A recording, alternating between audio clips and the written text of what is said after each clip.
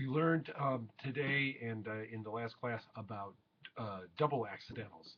So if we have a note, and let's take the bass clef and give ourselves an E. There we go. So we know that if we want to lower that E by a half step, we put a flat in front of it. And then if we want to lower it by still another half step, but for some reason we still need, by the requirements of the music theory gods and their infinite wisdom, which we mere mortals cannot comprehend, if we need to make that E flat even lower, make it so it actually sounds like a D, but we still have to call it some kind of an E, we put another flat just smooshed up together.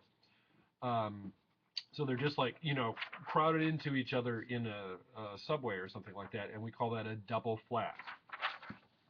Now, we also know that if we have a note and we're going to make this on an A, and we raise it up a half a step, we have an A sharp. And if we need to raise it up another half step so it's actually sounding like the note B, but for some reason we have to call it an A, we use a double sharp.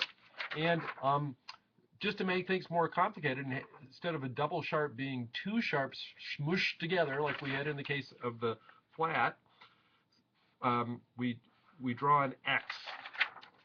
When it's in printed music, that X looks a little bit fancier than that, but for handwriting purposes, you just use an X. So that's a double flat and a double sharp, and in the case of our E double flat, that's two half steps down, so it's the enharmonic equivalent of D, and in the case of the A sharp, that's of an A, and we go up a half step, we get A sharp, and we go up another half step, but still call it an A double sharp, that's the enharmonic equivalent of B.